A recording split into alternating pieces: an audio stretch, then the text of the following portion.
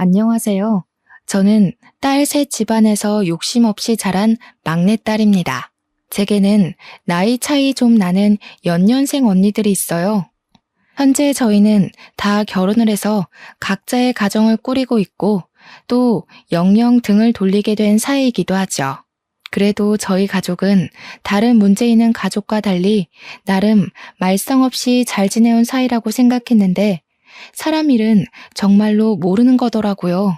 이미 각자 다른 가정이 생긴 시점에서 남보다도 못한 사이가 될 줄 누가 알았겠습니까? 언니들 집안과 연락을 안 하고 지낸 지 좀 되긴 했는데 그동안은 이사한다고 정신없이 지냈고 지금에서야 마음의 여유를 겨우 찾았거든요. 그래서 사연을 한번 써보려고 컴퓨터를 들락날락 했었네요. 제 이야기도 이런 곳에 올라갈 수 있는지는 모르겠습니다. 만약 유명한 곳이라면 어디선가 언니네 식구들이 들을 수도 있겠죠? 솔직히 제발 언니들 귀에 들어갔으면 좋겠다는 생각도 듭니다. 그렇다면 언니들도 자기네들이 그동안 어떤 사람으로 보였는지 깨우치고 반성할 테니까요. 반성할 거란 기대마저 제가 너무 많이 바라는 것일지도 모르겠네요. 지금부터 제가 하고자 하는 얘기를 들려드릴게요. 저의 집이 딸 셋만 있는 집안이라고 했지 않습니까? 저는 귀한 딸 셋 중에서 가장 빨리 결혼을 했고 또 가장 어려운 형편을 살고 있는 자식이기도 했습니다. 저보다 7, 8살 많은 큰언니와 작은언니는 연년생이었고 제가 태어나고 자라는 동안 둘은 이미 단짝 친구처럼 쿵짝이 잘 맞는 자매로 똘똘 뭉쳐 있었어요. 그렇다고 언니들이 제게 못살게 굴었다는 건 아니고요. 그냥 저한테 딱히 관심을 두지 않았어요. 그럴 만도 했죠. 언니 둘은 연년생이다 보니 서로 학교도 같이 다니고 사춘기도 같이 겪고 고민도 비슷했을 거 아니에요. 언니들이 걸어갔던 길을 다시 반복하고 있는 저는 언니들에게 항상 관심 받기였습니다. 그래도 제가 공부나 고민이 있으면 조언을 해주기도 했어요. 하지만 언니들과의 대화는 그 정도가 다였죠. 그럴 수밖에 없다는 걸 이해하기 때문에 저는 언니들에게 서운한 것도 딱히 없었습니다. 부모님 두 분도 언니들 신경 쓰느라 제게 크게 신경을 두지 않아서 저는 혼난 기억도 거의 없거든요. 처음부터 그런 환경에서 컸던지라 제가 이렇게 지내는 건 그저 당연하다고만 생각했어요. 가족의 무관심도 익숙해질 수 있는 요인인지 저조차도 몰랐네요. 제가 욕심 없이 큰 것에 비해 큰언니, 작은언니는 저와 다르게 학창 시절부터 실리를 좀 많이 따지는 사람이었습니다. 저는 언니들이 차려놓은 밥상에 숟가락을 얹던 사람이었다 보니 언니들이 장학금을 받거나 상을 타오는 걸 축하만 해줬지 정작 저는 그런 걸 욕심부려 도전해봐야겠다고 생각한 적이 없었어요. 두 언니들이 학교에서 수상을 잘해오면 부모님이 저희 자매를 데리고 외식을 했는데 이처럼 저는 가만히 있어도 맛있는 걸 먹을 수 있었고 가만히 있어도 용돈이 주어졌으니 아마 제가 더 욕심 없이 컸을 수도 있습니다. 제 생각에도 언니들과 제가 가무 아래서 자랐는데 이렇게 다른 성향을 띨 수 있나 싶어 신기했어요. 저는 가족의 관심 말고는 뭐 하나 부족한 것 없이 컸다 보니까 돈에도 욕심이 없는 사람이었거든요. 그런데 언니들은 좀 달랐어요. 부모님과 외식하는 걸 좋아하는 저와 다르게 부모님이 주는 용돈에 집착을 많이 했었죠. 그리고 대학을 가면서 독립을 시작했을 때는 하고 싶은 쪽으로 전공을 선택하기보다는 돈이 되는 전공으로 진학까지 했어요. 그러면서 언니들은 제게도 한 번씩 조언을 해주었는데 돈 없으면 아무것도 못하는 게 이 세상이라고 부모님 꼴을 보라는 식으로 얘기를 했던 기억이 납니다. 언니들이 대학을 갔을 때 저는 언니들이 인식하는 부모님은 어떤 존재인지 알 수 있었어요. 언니들은 저희 집안의 형편을 굉장히 탐탁지 않게 보고 있었습니다. 자기네들이 잘난 부모님만 만났어도 진작에 하고 싶은 일 하면서 유학도 가고 스스로에게 투자도 많이 했을 거라고 하더군요. 언니들이 그렇게 생각할 수밖에 없었던 건 말 그대로 저희 집 형편이 그저 그런 게 맞긴 했어요. 언니들이 하고 싶어 하는 일을 지원해 주기엔 저희 집이 그만한 여유는 못 되었다는 겁니다. 언니들이 장학금을 받아올 때마다 부모님이 칭찬을 했던 것도 다 형편이 넉넉지 않았기 때문이었어요. 그럼에도 제가 부족한 것 없이 자랐다고 말했던 이유는 저는 언니들과 달리 욕심이 없는 사람이었으니까요. 부모님께 바라는 것도 없고 조르는 것도 없어서 부모님이 제게 쓰는 돈은 언니들에 비해 많이 안 들었기에 제가 웬만큼 누리고 살았던 겁니다. 언니들이 손해보는 것 싫어하고 특히 돈을 좋아한다는 건 어릴 때부터 알고 있었습니다. 하지만 그냥 그런 줄로만 알았어요. 부모님을 한심한 눈으로 보고 있을 줄은 전혀 몰랐습니다. 언니들이 독립하기 전 집을 떠날 때 그런 말을 하더군요. 공부 아무리 열심히 해도 저렇게밖에 못 산다고. 부모님처럼 개고생하며 살고 싶은 게 아니면 돈 많은 남자 잡거나 돈 잘 버는 곳에 뛰어들라고 말입니다. 그런데 그 중에 모순이었던 건 뭔 줄 아십니까? 그렇게 떠나는 언니들 손에는 부모님이 언니들한테 용돈하라고 쥐어준 통장이 있었다는 거예요. 언니들이 독립하던 당시 저는 고작 중학생이었습니다. 저는 언니들이 부모님을 욕하면서도 부모님의 도움을 거절하지 않는 게 이해되지 않았어요. 아빠는 저희가 너무 어릴 때 집을 나갔는데요. 서울 외곽에서 공장 돌리며 돈을 벌고 있었는데 공장이 워낙 바쁘다 보니 우리를 들여다볼 시간이 많이 없었거든요. 그래서 외식도 아빠가 돈을 보내줬기 때문에 하는 거였어요. 당연히 그렇게 잘 커가면서도 아빠 얼굴은 잘 못 봤습니다. 아마 제가 아빠를 마지막으로 봤던 때가 초등학생 때였을 겁니다. 아빠한테서 전화는 매일 오는데 그때마다 아빠는 언니들 안부를 좀 많이 물어봤어요. 아무래도 먼저 사회로 발딛는 자식들이 언니들이었으니까 걱정되는 마음에 그랬겠죠. 언니들은 둘만 있을 때 아빠 욕을 하다가도 아빠한테 전화가 오면 그렇게 좋아합니다. 아빠한테 애교를 부리면 용돈을 주거든요. 어쨌든 아빠가 저희에게 생활비를 꾸준히 보내주는 덕에 저희 자매는 저까지 포함해서 무사히 대학을 갈 수 있었던 거예요. 언니들이 지나치게 현실적이라서 괜히 문제를 일으킬 수 있다고 생각하실 수 있는데 사실은 그 반대였어요. 분란을 일으키는 사람은 늘 저였다는 겁니다. 언니들이 성적과 상금에 치열하게 도전할 때 저는 욕심이 너무 없어서 늘 친구들과 놀이터에서 놀았고 문방구에서 군것질을 했었거든요. 그럼에도 엄마는 제가 건강하게 자라주는 것만으로도 충분하다고 그리 간섭을 크게 하지 않았고 그래서 제가 언니들과 달리 마음 편하게 성장했던 것도 있습니다. 그런데 너무 마음이 해이했기 때문일까요? 사회가 얼마나 무서운지도 모르고 제가 덜컥 임신을 해버렸지 뭡니까? 네, 사고 친 거였어요. 대학 들어가고 남자친구가 생겼는데 그만 술 먹고 실수를 해버린 거죠. 당시만 해도 언니들도 아직 결혼 안 하고 빠르게 승진하면서 커리어를 쌓고 있던 때였거든요. 그런데 뭣도 아닌 제가 대학 졸업도 안 한 학생 신분으로 큰 사고를 친 거였어요. 그 때문에 처음으로 저희 집안에선 저 때문에 떠들썩했습니다. 제가 공부 안 하는 철부지였다고는 하지만 그렇게 막 부모님 등골 빼먹을 정도로 일탈을 한 적은 없었거든요. 그냥 위태롭게 줄타기를 하고 있었을 뿐인데 결국 제 길을 제대로 시작해보기도 전에 그 줄에서 떨어져 버린 셈이 된 거였어요. 그땐 아빠까지 집으로 와서 엄마랑 둘이 저를 많이 혼냈습니다. 제가 부모님께 진심으로 혼나본 것 또한 그날이 처음이었네요. 당시 제가 능력도 안 되는 마당이었지만 그래도 아이는 지우고 싶지 않았어요. 남편도 같이 키우길 원했기에 저희는 어쩔 수 없이 갑작스럽게 결혼식을 올려야만 했습니다. 그래도 한편으로 좋았던 건 아빠를 오랜만에 만날 수 있었다는 거예요. 제가 엄마도 좋아하지만 아빠를 무척 그리워했거든요. 아빠가 공식적으론 언니들만 챙기긴 했어도 뒤에서 저를 많이 보살펴줬어요. 용돈보다는 먹는 걸 좋아하는 제게 아빠가 개인적으로 문자를 남겨서 치킨 쿠폰을 보내줬는데 저는 그게 너무 좋았습니다.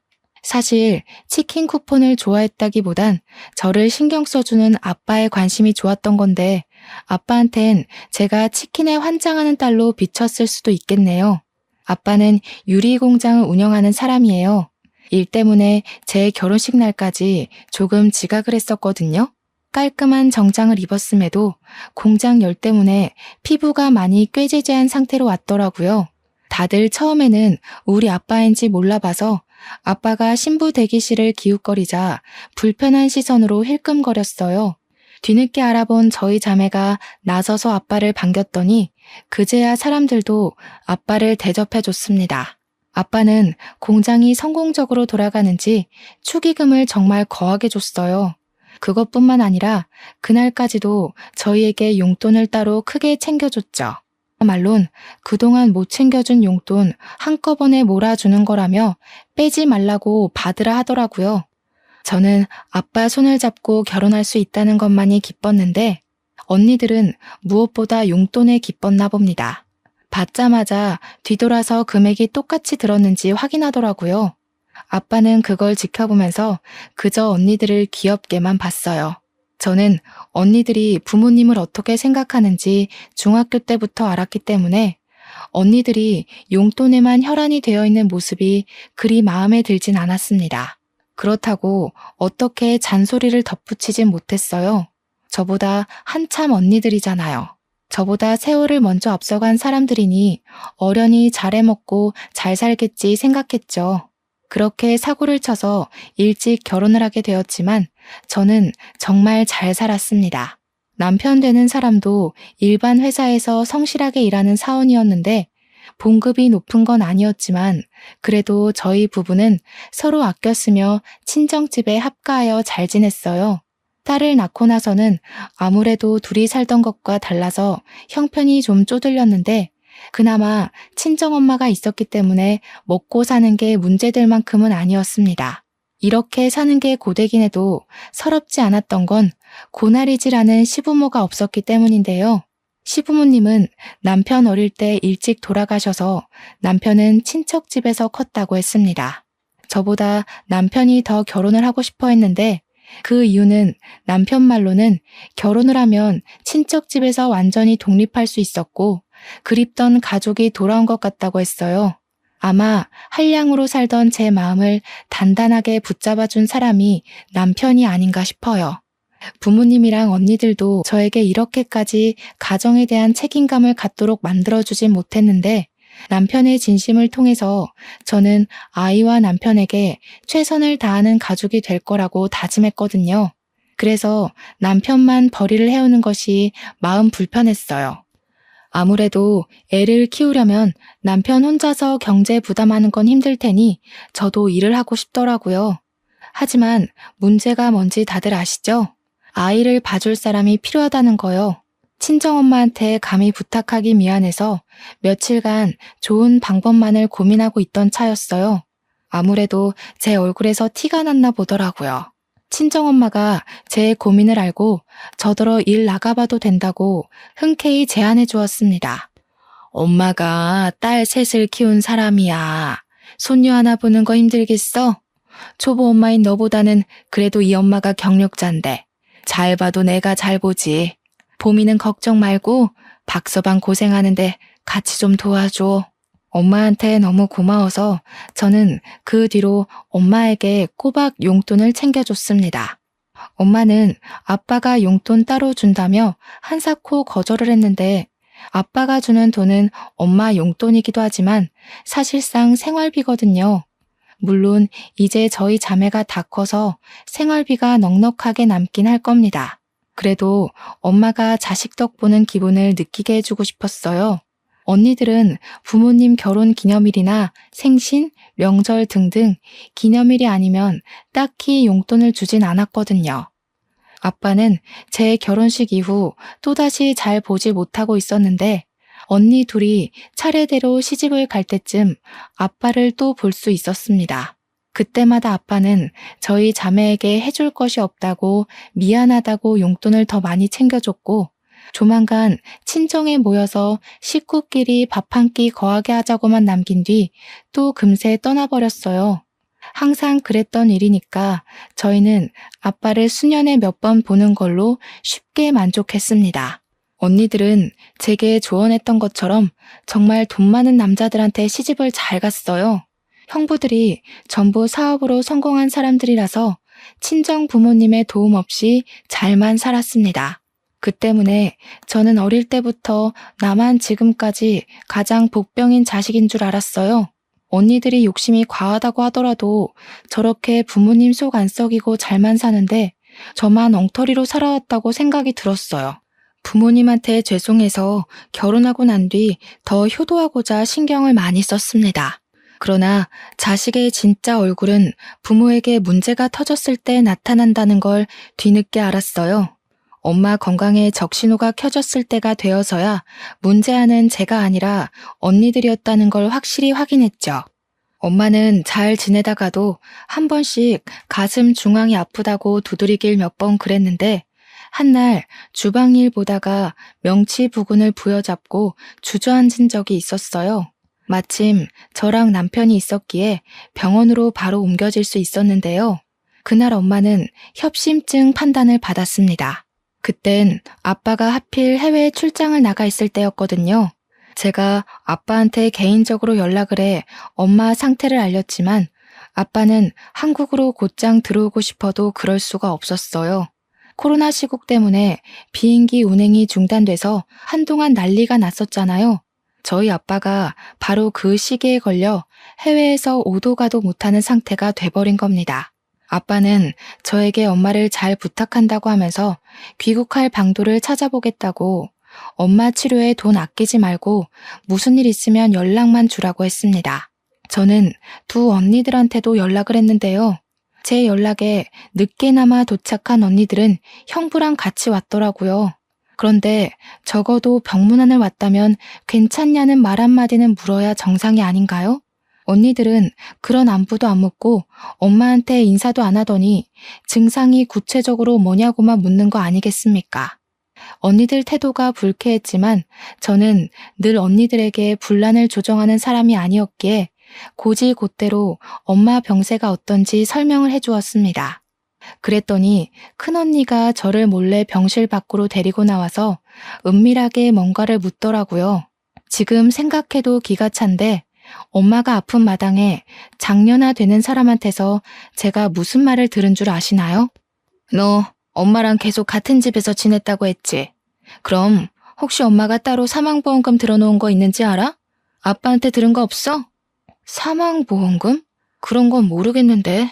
내가 어디 그런 거에 관심 있는 사람인가. 근데 그건 왜? 엄마가 돌아가신 것도 아닌데 그런 걸 왜 물어? 설마 언니, 엄마 돌아가신다고 보는 거야? 목소리 낮춰.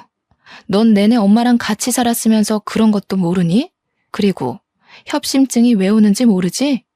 엄마 저렇게 쓰러질 정도로 크게 온 거면 이미 심각성이 극에 달했다는 거야. 너 아니었으면 엄마 이미 이 세상 떴을 거라고. 무슨 말을 그렇게 쉽게 해. 엄마가 위험할 뻔했던 거 맞아. 그래서 지금 치료 잘 돼서 회복 중이잖아. 그럼 다행이라고 생각해야지. 지금 언니 말은 엄마가 큰일 날 뻔했으니까 챙길 거 먼저 챙기자는 말로 들리는데 큰언니는 저를 애보듯 고개를 절레절레 저으며 혀를 끌끌 찼습니다.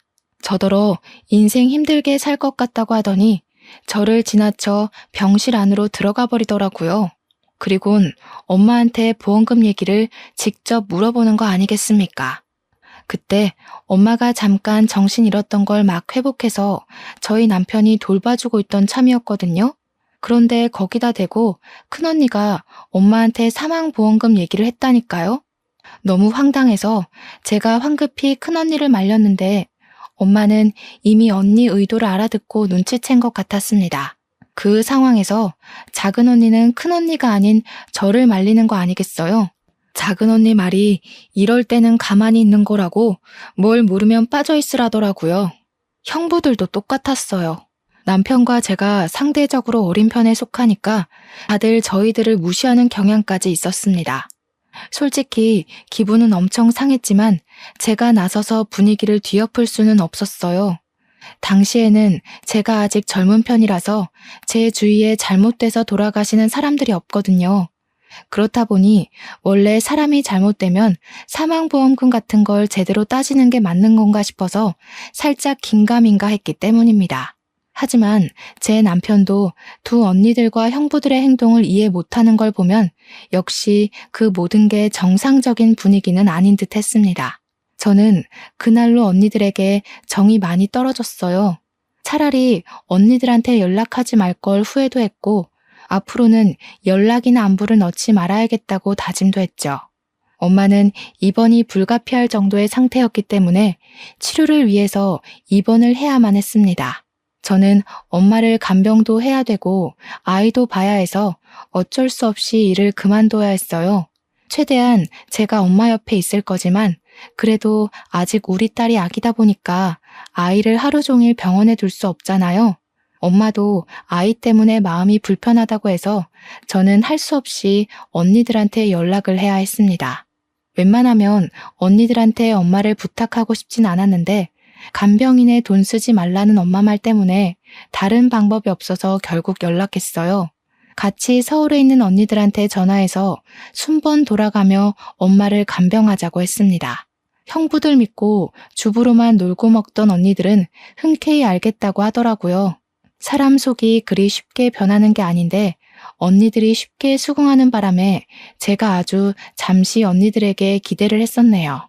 언니들은 병실에 와서 엄마 얼굴 한번 보고 휴대폰만 하다가 1시간 만에 쌩 돌아가 버리곤 했대요. 이 사실도 엄마가 얼렁뚱땅 말해줘서 심증만 있었는데 우연찮게 제가 병실 들릴 일이 있어서 갔다가 직접 언니들의 나태를 목격했습니다. 그때 제가 작은 언니를 붙잡고 어디 가냐고 물어봤던 걸로 기억나요. 저녁 먹는 시간까지 엄마 곁에 있어줘야 하는데 언니가 오후 2, 3시쯤 병실을 나가더라고요. 제가 붙잡았을 때는 당황하기는커녕 오히려 뻔뻔하게 저더러 잘 왔다고 엄마 좀 봐달라는 거 있죠. 형부들 사업 도와야 된다고 길게 자리를 비울 수 없다네요. 학교 다닐 때는 부모님한테 그렇게 칭찬받으려고 악착같이 상 받아오고 상금 타오던 언니들이 이제 자기들만의 목표를 달성했다고 생각한 건지 돈 많은 형부들에게 시집가고부터는 거의 친정의 발길을 끈다시피 살았어요. 엄마 간병하는 것만 봐도 자식 같지도 않았다니까요. 제 자식들도 아닌데 보면 제가 다 서운하더라고요. 참다 못한 제가 홧김에 엄마한테 언니들 욕을 하면 엄마는 그저 괜찮다면서 요즘 사람들 바쁜 거 모르냐고 다 포용하는 거 아니겠습니까? 부모님이 가만히 계신데 제가 괜히 나서서 뭐 하겠어요? 언니들처럼 배경 좋은 집에 시집을 간 것도 아니고 함부로 누굴 덤빌 만큼 돈이 있는 것도 아닌걸요. 저는 언니들 간병 태도를 알고 나선 언니들에게 오지 말라고 했습니다. 언니들이 얼씨구나 좋아하더군요. 그리곤 엄마 간병은 오로지 저 혼자 해냈어요. 남편 퇴근할 때까지만 제가 아이를 보고 있다가 남편이 오면 병원에 들려 아이를 데려가는 걸로 했습니다. 그렇게 저는 밤늦게까지 엄마 옆에 있다가 아침 일찍 다시 병원으로 출근을 하길 반복했어요. 언니들이 가끔 엄마 어떠냐고 문자가 왔는데 언니들한테 여전히 화가 났지만 그 분을 삭히면서 최대한 엄마 앞에서는 괜찮은 척을 했습니다. 그렇게 1달 정도가 지났을 겁니다. 병원 치료 덕분에 회복이 빨리 되고 있는 줄 알았던 엄마는 급작스레 찾아온 가슴 통증을 호소하다가 급하게 수술실로 실려갔어요. 하필 새벽이었던지라 저와 남편이 자다 일어나서 애를 안고 병원을 뛰어갔었거든요. 그런데 그게 엄마와의 마지막 모습이 될 줄은 꿈에도 몰랐어요. 저에겐 살아온 인생들 중 가장 힘들었던 날이기도 했고 최대의 고비였다고도 말할 수 있어요. 그때만 해도 아빠는 당연히 코로나 때문에 한국에 오질 못하는 상황이었습니다. 아빠한테 이 사실을 어떻게 알려야 하나 그것도 저에겐 곤욕이었어요. 그렇게 갑자기 이별을 하게 될 줄 알았다면 엄마 옆에서 살걸. 엄마 옆에 붙어서 떨어지지 말걸. 모든 게 후회되고 그저 저 때문에 엄마가 돌아가신 것 같아서 괴로웠습니다. 엄마의 마지막 웃는 모습이 자꾸 마음속에 아른거려서 한동안 쉽게 일어나질 못했어요. 제 아이도 제대로 살피지 못했을 정도로 빈소에서 내내 무너져 있는데 이 상황에서 제 심기에 거슬렸던 건 역시나 제 친언니들이었습니다. 언니들 둘은 엄마가 돌아가셨는데도 눈물 한 방울 흘리지 않더군요. 제가 전화를 할 정신이 없어서 남편이 언니들한테 연락을 했었는데 남편 말로는 언니들이 놀라는 기색은 있었지만 금세 그럴 것 같았다는 반응이었대요. 그 소리를 전해 듣는데 무척 화가 나더라고요. 심지어 언니들이 조무객 드릴 떡을 먹으며 떠들다가 엄마 사진 앞에 앉아있는 저한테까지 와서 엉뚱한 소리를 해댔습니다. 지금 너 살고 있는 집 명의 엄마 거 맞니? 내가 사망보험금은 따로 알아봤는데 수익자가 아빠 이름으로 돼 있더라고. 왜 그렇게 해놨는지 몰라. 다른 집 부모님들은 항상 자식 생각 먼저라던데. 우리 부모님은 돈에 대해선 꽁꽁 숨기려 해서 탈이야. 엄마가 돌아가신 날이었습니다. 눈앞에는 엄마가 웃고 있는 영정사진이 있었고요. 그 앞에서 울고 있는 제게 이런 말을 해대는 언니들을 이해할 수 있으신가요? 어떻게 친자식이라는 사람들이 엄마가 돌아가셨는데 재산만 따질 수가 있죠? 그때부턴 언니들에게 화가 나는 걸 떠나서 언니들이 정말 사람처럼 안 보이더라고요. 그날은 매번 가정 불화를 피했던 제가 난생 처음으로 언니들한테 대든 날이기도 했습니다. 지금 모르는 사람이 돌아가셨어? 우리 엄마가 돌아가신 거야. 이 상황에 재산 얘기가 하고 싶어. 난 그래도 언니들이 때와 장소는 가릴 거라 생각했어. 친자식이라는 사람들이 어떻게 엄마 앞에서 그런 말을 할 수가 있어? 얘가 아직 어려서 뭘 모르네. 엄마 협심증 위험 단계였어. 어차피 돌아가실 거였다고.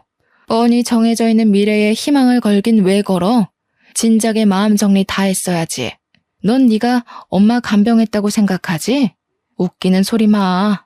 너는 엄마를 옆에 두고서 살 수 있다고 희망 고문하고 괴롭혔을 뿐이야. 뭐라고? 정말 미쳤어. 미치지 않고서야 엄마한테 그런 소리를 할 수가 없지. 엄마 아빠가 언니들한테 드린 공력이 아까워. 어떻게 이 상황에서 돈 얘기가 먼저일 수 있는 거야? 진작에 마음 정리를 했어야 했다고. 그래서 언니들은 버젓이 살아있는 엄마 정리하고 돈 빼낼 궁리만 했니? 아, 시끄러워. 알려주기 싫으면 말아. 귀찮게 아빠랑 의논하게 생겼네. 너 혹시라도 엄마 앞으로 된 재산 혼자 꿀꺽할 생각은 마. 네 형부들 어떤 사람인지 알지? 너랑 네 남편, 네 애, 앞날 편하고 싶으면 개수작은 안 부리는 게 좋을 거야. 그날 큰언니와 제가 대판 싸움을 벌였는데 주변 사람들도 죽은 사람 앞에 두고 이런 싸움을 벌이고 있는 게 믿기지 않았는지 입을 싹 다물고 있더라고요. 그건 사람들 신경 돌리는 데만 집중하고 있는 작은 언니와 형부들도 마찬가지였습니다. 저는 엄마 장례를 치르는 3일 내리 혼자인 기분이었어요. 특히 엄마 마지막 발인 날 큰형부가 엄마 영정사진을 들려고 하길래 그때 제가 또 난동을 부렸습니다. 정말 뭐에 신 사람처럼 미쳐서 악을 지르니까 장례 복지사도 제 남편이 영정사진을 들 수 있도록 해주더라고요. 남편마저 없었다면 우리 엄마 가는 길이 너무 불쌍해서 제가 견디지 못하고 혼절했을 겁니다. 실리를 따지는 순간 언니들처럼 저렇게 밑바닥이 된다는 사실, 그걸 가족을 보고 깨우쳤다는 게 정말 속상한 일이지 않습니까? 그 길로 저는 친언니들을 제 삶에서 완전히 배제했습니다. 물론 친언니들도 제게 따로 연락을 안 하긴 했어요. 엄마랑 살던 집이 아빠 명의로 되어 있는 걸 알고 더 연락을 안 하는 것 같더라고요. 참 징한 사람들이죠. 형부들이 사업 잘해서 명품을 그렇게 휘두르고 다니면서도 콩고물 같은 친정 재산까지 탐을 내는 것 좀 보세요. 돈에 대한 욕심이 정말 끝도 없으려면 이렇게까지 과욕을 부릴 수 있나 봅니다. 언니들의 금전욕 정말 지긋지긋하네요. 아빠한테 엄마에 대한 소식을 알리는 것도 정말 힘들었어요. 제가 엄마의 죽음을 제 탓했던 것처럼 아빠도 자책을 많이 했어요. 자신 때문에 엄마가 홀로 고생 많이 해서 그런 거라고 엄마 가는 길을 지켜주지 못해 괴로워하셨습니다. 야속하게도 시간은 생각보다 빠르게 흘러갔는데요. 저는 엄마 없는 집에서 엄마 생각을 하며 적적하게 1년 정도 보냈습니다. 어느 날 뉴스를 보니 몇 군데는 비행기 운행이 가능하다는 소식이 들려오더군요. 아빠도 귀국했는지 궁금해서 지난주까지 주고받던 연락을 한 번 더 넣었어요. 다행히 아빠가 귀국을 했다고 하더라고요. 조만간 집에 들르겠다고 했는데 그 연락이 끊기고 나서 일주일 뒤에 아빠가 집을 찾아왔습니다. 그런데 말이에요. 아빠 몰골이 완전 말이 아닌 거 있죠? 아빠가 아빠 입으로 신원을 증명해주지 않았다면 그냥 동네 거지가 초인종을 눌렀다고 생각했을 정도였습니다. 그만큼 아빠는 노숙인 몰골로 집 앞에 서 있었어요. 아빠, 도대체 무슨 일이 있었던 거예요? 어쩌다가 이런 고생을, 추운데 옷까지 얇게 입으시고, 일단 들어오세요. 들어와서 얘기해요. 시기가 겨울이었는데 저희 동네가 유독 바람이 많이 도는 곳이라서 더 추웠거든요. 그런데 아빠는 누더기 같은 티셔츠만 입고 있고 겉옷은 안 입고 있더라고요. 감기라도 걸릴까봐 얼마나 걱정이 되던지. 얼른 따뜻한 곳으로 모셔야 될 것 같아서 아빠 손을 잡고 안으로 안내했습니다. 보일러를 후끈후끈하게 틀고 따뜻한 차를 준비했어요. 아빠의 얼음장 같은 몸이 좀 풀릴 때까지 저와 남편은 지극정성으로 아빠를 살폈고 이제 3살인 제 딸 눈에도 우리 아빠가 추워 보였는지 가지고 놀던 담요를 들고 와서 아빠한테 덮어주더라고요. 아빠는 제 딸이 걸음마도 못할 때 2번 정도 보고는 오랜만에 보는 거였어요. 아빠가 제 딸한테서 눈을 못 떼는 거 있죠? 예봄이가 참 많이 컸구나. 어쩜 너 어릴 때랑 이렇게 똑 닮았니? 네 엄마가 예봄이를 많이 안아줬다지? 아이고, 이 할아비도 우리 손녀 좀 안아봐도 될까? 제 딸의 할아버지 되는 입장으로서 손녀를 안아보는 건 당연하다고 보는데 아빠는 마치 허락 없이는 제 딸에게 손을 못 댈 것처럼 조심하더라고요. 제가 당연히 된다고 무슨 그런 말을 하냐고 했더니 아빠가 너털하게 웃으면서 제 딸을 안아보았어요. 딸 입장에선 한 번도 본 적 없는 할아버지가 낯설었을 텐데도 마치 원래 알던 사이처럼 친근하게 안기는 거 있죠. 저희 부부야 괜찮지만 솔직히 딸에겐 아빠의 키키한 냄새가 후각을 찔렀을 텐데도 딸은 아랑곳 않고 아빠 휴대폰에 달린 장식고리를 갖고 놀더라고요. 아빠가 제 딸을 안고 있는 모습을 보니 엄마가 겹쳐 보여 괜스레 마음이 찡 울렸습니다. 그보다 얼굴 못 본 세월 동안 아빠한테 대체 무슨 일이 있었던 건지 무척 걱정이 되었어요. 아빠, 무슨 일이 있었는지 저희한테 말해줄 수 있어요? 저희는 당연히 아빠가 공장 때문에 바쁘게 지내는 줄만 알고 있었는데 그게 아니었던 거예요? 아무래도 시국이 이렇다 보니 내가 운영하던 공장도 문을 닫게 되었어. 어떻게 해결해 보려고 해외까지 나갔더니 그게 이렇게까지 발목을 잡힐 줄 몰랐네. 해결도 못하고 그만 개털이 되어버렸지 뭐야. 세상에, 고생 많았겠어요. 아빠가 그렇게 고생하고 계시는 줄도 모르고 저희는 저희 사느라 바빴네요. 엄마가 아빠 정말 보고 싶어 했는데 아빠 힘든 거 아셨다면 엄마도 걱정 많이 했겠죠? 그래서 내가 더 말 못했어. 정말 아빠로서 면목이 없구나. 딸아 정말 미안하지만 내가 지금 가진 것이 하나도 없다. 당장 갈 곳도 없어서 그러는데 나 좀 걷어줄 수 있겠니? 제가 자식인데도 불구하고 조심스레 눈치 보며 묻는 아빠의 말이 너무 가슴 아프게 박혔습니다. 아빠는 항상 우리를 위해서 거의 반평생을 타지에서 고생하느라 가족과 시간도 못 보냈고 또 엄마 돌아가시는 길도 못 봤지 않습니까? 제가 아빠 입장을 대신 생각해도 이렇게나 속상한데 정작 아빠는 혼자서 얼마나 괴로웠을까 싶더라고요.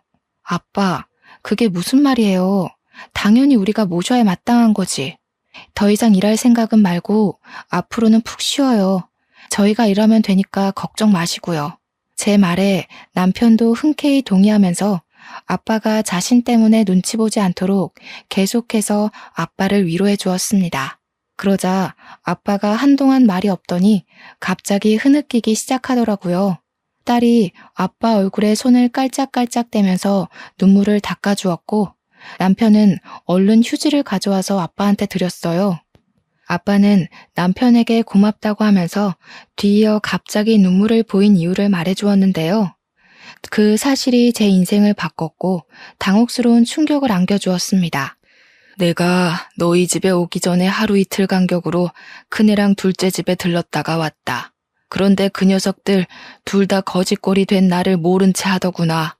그러니까 아빠 말씀은 아빠가 귀국했다는 소식을 연락받은 큰언니가 아빠가 집을 당도했을 때 엄청 반기면서 문을 열었대요. 그런데 아빠의 몰골과 거짓골이 된 사연을 듣자마자 얼굴색 싹 변하면서 아빠를 모른 척했다고 하더라고요. 그리고 작은 언니 또한 아빠 꼴을 보자마자 놀란 표정을 짓더니 아빠인 걸 막 부정하면서 경찰에 신고할 거라고 협박까지 했다더라고요. 아빠가 맞는다는 걸 알아채고 나서는 아빠를 밀어내며 형부랑 같이 대놓고 문전박대를 했다고 했습니다. 아빠는 두 언니들 대응을 회상하며 또 한 번 상실감을 느꼈는지 휴지로 눈물을 몇 번 더 훔쳤어요. 같은 배에서 나온 자식이라도 이렇게 다를 수 있다는 걸 네가 알려줬구나. 너희 엄마가 먹여주고 키워주면서 그 고생을 했는데 이 천벌 받을 것들. 아무짝에 쓸모없는 그런 자식들은 나도 더 이상 필요가 없다. 우리 막내딸, 네가 엄마 마지막 가는 길도 외롭지 않게 지켜줬다고 했지? 이 돈 받거라. 아빠의 뒷주머니에서 꼬깃꼬깃 꺼낸 것을 제게 내밀었습니다. 좀 많이 해진 통장이더라고요.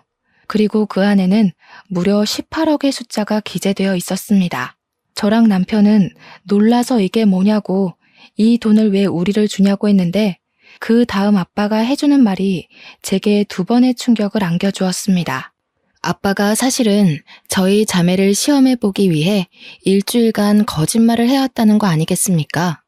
무슨 말인지 이해를 못해서 대답을 안 하고 있었는데 아빠가 착잡한 마음으로 설명해 주더라고요.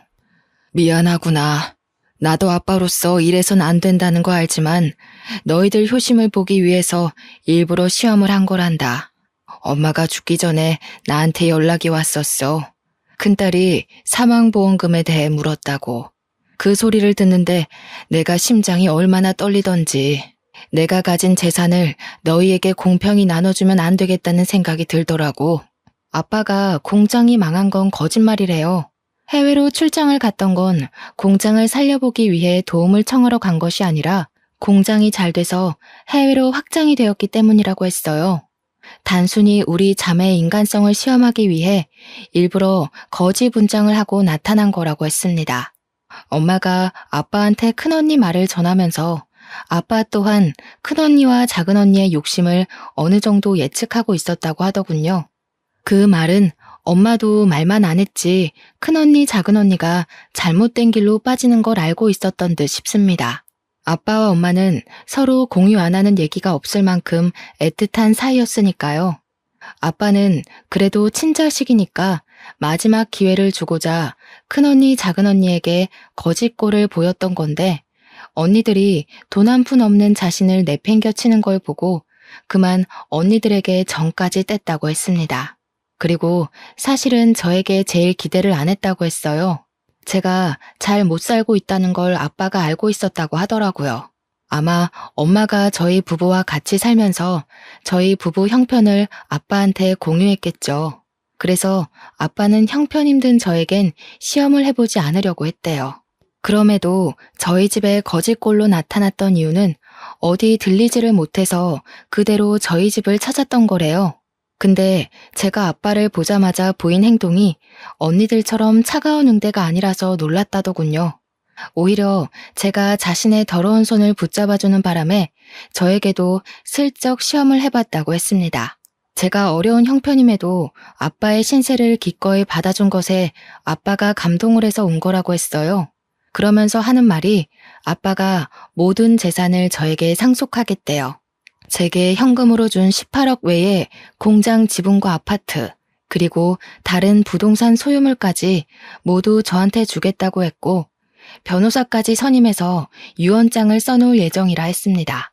도대체 이게 무슨 일인지 너무 얼떨떨해서 아무 말도 못하고 있다가 일단은 아빠가 씻고 식사를 하는 게 좋을 것 같아서 남편이 나가서 소고기를 좀 사오고 저는 아빠의 목욕물을 받았습니다. 그날로 아빠는 우리랑 함께 지내게 되었어요.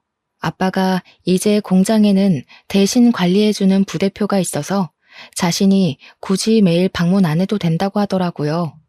그래서 아빠는 주말에만 공장에 가보고 평일에는 우리 딸 어린이집 등 하원을 직접 맡아주시고 딸이랑 놀이터 데이트하면서 그동안 못 즐긴 여가 시간을 보냈어요.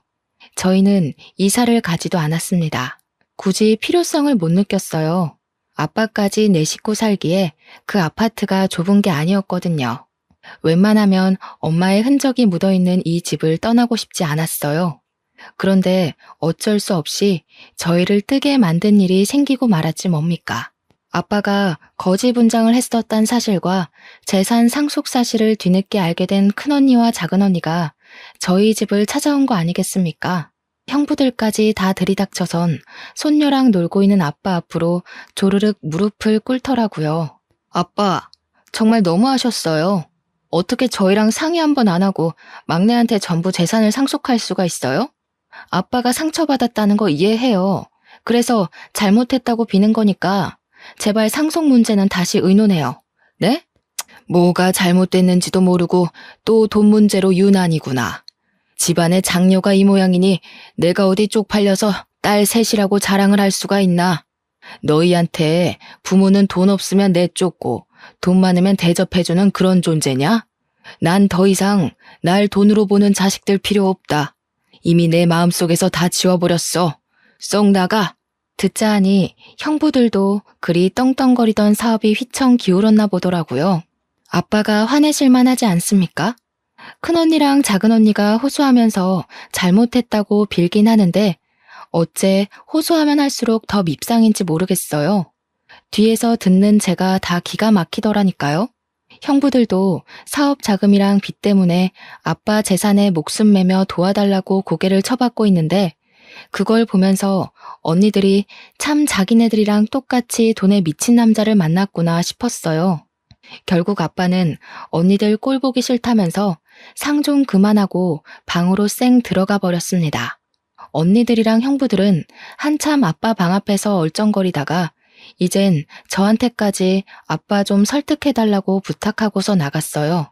그리고 저희는 아빠의 권유로 결국 큰언니 작은언니네가 모를 곳으로 이사를 가게 되었습니다.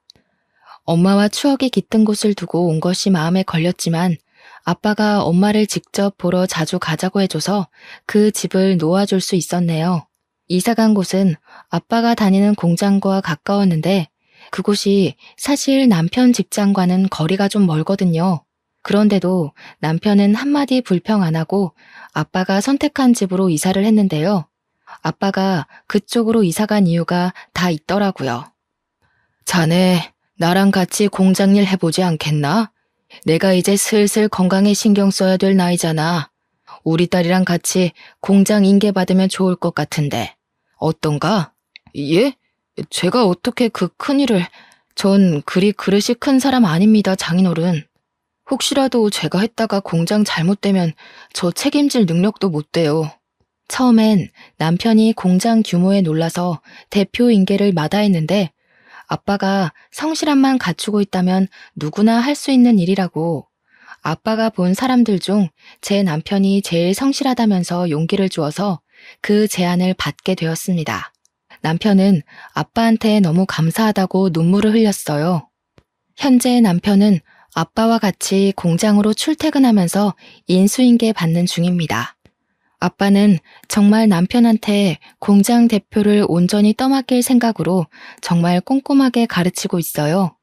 남편이 힘든 내색 안 하고 잘 따라주는 게 얼마나 자랑스러운지 모릅니다. 저는 딸이 좀 더 크면 뒤이어 배워볼 생각이에요. 아마 이대로라면 자식이 2명, 3명 있더라도 무리 없이 키울 수 있을 여건이 될 것 같아요. 이게 다 저의 위대한 아빠 덕분이겠죠. 저희 자매 중 가장 가난했던 제가 한순간에 대박 부자가 된 셈이니 정말 남부럽지 않게 아이를 키워볼 생각입니다. 아빠도 손녀가 못하는 것 없이 다 누리며 크길 바라시더라고요. 그러면서 저보고도 과거에 형편 어려워서 못 해봤던 것들 다 해보라고 꼬박 용돈도 주시는 거 있죠. 모든 게 행복하고 좋은데 이런 자리에 엄마가 함께 있었다면 더 좋았겠다 싶어 아쉽지 뭐예요. 엄마도 하늘 위에서 저희처럼 마음 편히 즐기고 계실 거라 믿습니다. 그리고 언니들이랑 형부는 제가 몰라 그 동네 찾아가서 소식을 들었는데 아파트 살 능력이 못 돼서 어디로 이사를 간 것 같더라. 언니네 집 둘 다 우편함에는 밀린 관리비가 잔뜩 쌓여 있었어요.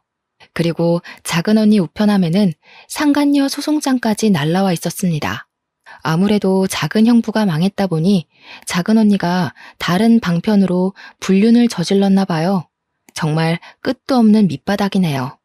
아빠 말대로 저희가 같은 엄마 배에서 나온 게 맞나 싶습니다. 그나마 가족이기 때문에 이만큼 관계를 끌고 왔던 거지. 남이었다면 애초에 얼굴조차 마주할 일 없었을 사람이에요. 앞으로라도 길 가다가 마주치는 일 없었으면 좋겠습니다. 제 이야기는 여기까지예요. 가족인데도 불구하고 참 답 없는 사람들이죠.